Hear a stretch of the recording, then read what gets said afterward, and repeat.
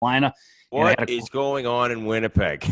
It's I know What the fuck? we're gonna get to that in a little bit. Mike Liute, he's the agent for both Laine and Whitney, said we're not close. They're high profile guys. There's nothing happened that we didn't know was going to happen. Nothing has gone on that we didn't anticipate. Well, so it seems like those guys are pretty far apart.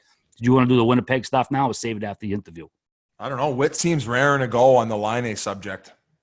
Not necessarily just the Laine subject, just that overall vibe there right now. We got this Byfuglien news, or rumor, we should say, of possibly him considering retirement. Biz, you heard that as well, right? Yep.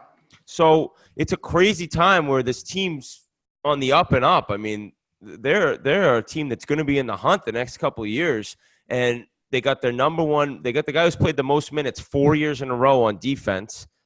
He might not even be around.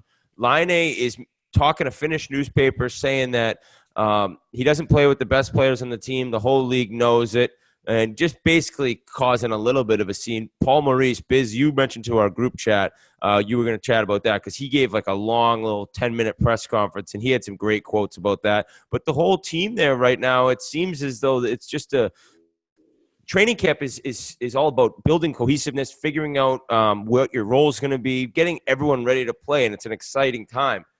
It's the complete opposite there right now because all these questions away from the rink, I mean, there's no way in hell it doesn't affect the team a little bit just because these guys are – all these guys that are in the lineup are answering questions about guys who aren't there, and it's just a pain in the ass and not the start you're looking for if you're the GM and coach in Winnipeg or a fan of the team. I encourage you guys to watch the clip of Paul Maurice answering questions, being very specific about the Laine situation. I'd ask Mikey to play it, but it's 10 minutes long. But like I said, go watch it yourselves. He was very articulate in his answers. We know how Paul Maurice is during his press conferences. He's very good at describing, or how do I say that? He puts out fires, too. He can put out a fire that somebody's trying to – He completely put out the Laine fire. He did a good job of it. I would say the one criticism with Paul Maurice is he might be a little bit stubborn in his ways, which as a result, Laine wasn't playing a lot, and he admitted that in that interview with those top-end guys. Now, anyone listening, we don't know what those two other guys are saying to Paul Maurice. They might be like, hey, man, we don't want this guy on our line. He's a fucking liability in our own end, and all he does is want to get set up, and it's not really getting snapped around much, okay? I mean, Whit, I think we can describe Laine's game pretty easily. He's one of the world's most pure goal scorers. I would say he's probably top 10 in the league. That's all, and he's very one-dimensional. That's all he does. Okay, he's a walking soundbite too. I think that has a little bit to do with the language barrier, but he does come out with some funny quotes. He's probably one, if not the most streakiest players in the league.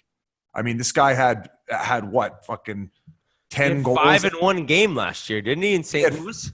And he disappeared for, I want to say he didn't have a goal for like 29 games at some point. Maybe I'm exaggerating. Could have been a little bit lower than that. I remember those discussions. He's not a great playmaker. He's averaged just under 25 assists in his first 3 seasons. And we both know it. If you play over 15 minutes a game and you're playing a lot of power play time, throw 15 apples up there guaranteed. I mean, there's some hitting your skates. Christ, guys, I had 6 assists one year in the NHL. I was averaging probably 3 or 4 minutes a game, and I played half the amount of games. So right there, okay, I wouldn't get no fucking power play time either. Shocker, I know. You had 6 assists. You probably played like 110 minutes that year. Yeah, exactly. Another thing, too, is from watching him, and I did see him a little bit last year when he's going through that down period. Yeah, he wasn't playing on the top lines, but he was also playing like a dog. Horrible body language. Was still playing on the power play. I think he actually scored a goal in Phoenix. So he's not physical. He's not good defensively. He's a one-dimensional guy. So how the fuck are you going to tell me you're going to get paid like a guy who drives the bus? I mean, Scheifele's on a team-friendly deal, so it's tough to compare it to that. But he complained about not playing on those top lines. If you want to get paid what he's expecting to get paid, you should be able to drive a line. That's drive a line money. Crosby, Malkin, and Kessel. Kessel and Evgeny Malkin weren't playing with Crosby. and they were still getting it done, right? I think Kessel had averaged probably close to 85 points the last 2 seasons. Who's another guy? Kane and Taves rarely play together. Maybe they have a little bit more in recent memory, but like not a ton. They're both each driving their own lines. And they got big boy money. So until he does that, I'm telling you, I would say to Laine, my advice would be, listen, find out what the situation is going to be moving forward and contact the team. Because to Laine's defense, if he's going to sign a 1-year deal in order to prove himself, he's going to want to know, yo, am I going to get some fucking reps on the big boy line to show I can get paid like the big boys? Or maybe even just sign a team-friendly deal, and maybe he will learn from the experience and not play like a dog and not sulk and drive a line and get paid exactly what he thinks he deserves.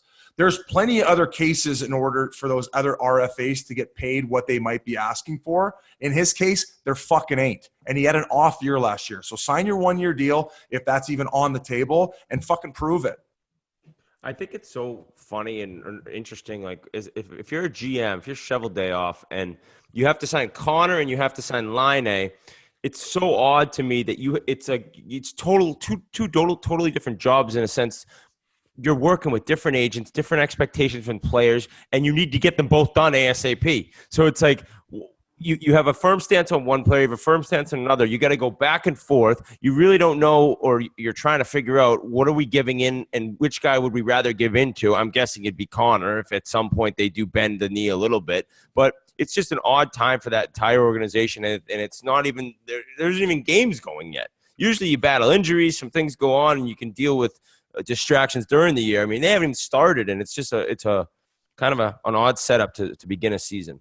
And RA, before I send it over to you, I completely agree that organization in general has done an incredible job drafting, developing, and putting together a great organization. And they haven't really made any bad moves. And yet, all of a sudden, before this season starts, which should be one of their big seasons because they do have a great core group who could potentially win a championship. Now, all of a sudden, you have Buff contemplating retirement. And you have Laine, who knows, man? He might sit out half the year, or maybe he gets traded. I mean, I've heard rumors and things floating around. So I want everyone to know, though, there is nothing personal against my thoughts on Laine's game. That is simply what I have assessed based on the times I've seen him play. And regarding the fan base in general, it seems as if though there is kind of a line in the sand where some people feel that Laine isn't getting the respect and the ice time that he deserves, being an elite scorer that he is, and being put on that top line. And also other people saying, yo, this guy hasn't – last year he was a dog. He's not worth that money, nowhere near it. He needs to prove that he can play at that line and also find a little bit more well-rounded game. Ovechkin's a natural goal scorer too, but he's also out there fucking hitting guys, making plays. I mean, does he have just as many assists as he does goals, if not more? I would imagine. Laine's not making plays. Ovechkin is. So there's way more intangibles to that pure goal scorer's game. So it can't even be compared on the same stratosphere. And my last thing about Winnipeg is I mean, Trouba's not there. Tyler Myers isn't there. Sherratt isn't there, and right now Byfuglien isn't there. That's 4 guys. I mean, that's your 4 of your top 6. If they got more, say they re-signed him, that's great. But I mean, look at how many defensemen they lost. So it's for a team that has big ideas in terms of what they can get done this year, being Stanley Cup contenders. Right now, you got to be a little worried if you're a Jets fan. I think that there's not as big as a hole without Myers there as people think, especially at the money he's making. But nonetheless, it's a little bit of a makeover or a big makeover on the back end if Buff does decide not to come back.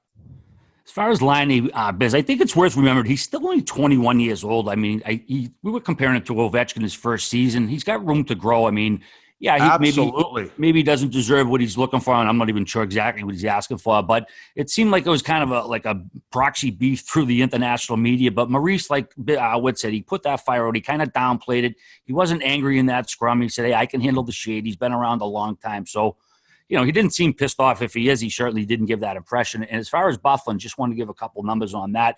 This was per Bob McKenzie. He said, "Big Buff, quote, is believed to be using the time to ponder his NHL future. I'm not saying Byfuglien is retiring. I'm not saying he's coming back to play. Only that he's contemplating his options and there's no timetable for a decision," end quote. He's 34, man. He's had 14 seasons under his belt. A lot of them pretty rugged. He plays a rugged game. He missed 53 games over the last 2 years. Also suffered a conky. And he's got $8 million this year, $6 million the following year. That's $14 million. That's tough to walk away from. But the Jets said they're going to give him as much time as he needs. And yeah, like you said, they got rid of all these other defensemen or let him go elsewhere. And I'm sure they probably would have liked to have known that then. But you know what? Maybe he didn't know until he went to camp and said, "Fuck, man, I don't know if I got it in me this year." Yeah, that's obviously a lot of thinking going on. And even if you are on the fence, sometimes you're a little nervous to even break it up. And then all of a sudden you get back inside that environment, and something just goes, "Oh God, I got to say something." Yeah. RA, I thought that was a great point as far he's very young, and as hard as I'm being on him, that's not saying he doesn't come back and learn from that mistake and learn how to maybe be less streaky, but he's not being as self-aware as most of us would assume he would be after having a year like last year. I mean, the guy did go away for 2 months and was invisible, and I think that it was Maurice's hand was forced in order to bump him down the lineup and not put him on that top line. He was a dog. And I kind of compare this situation a little bit to the Turris one.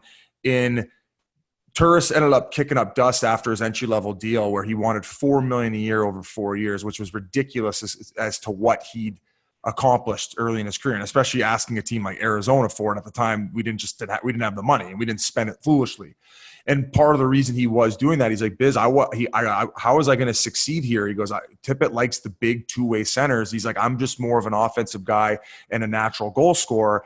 And he ended up signing, I believe, a 2-year bridge deal, and then that kind of ruffled feathers, and then they got rid of him right away, where he ended up going and proving he was exactly who he said he was as a player, and he knew he had to be the bad guy in order to get it. So hopefully they figure it out. He's able to step in and learn from it and go on that top line and light the lamp, because I have no ill will towards him.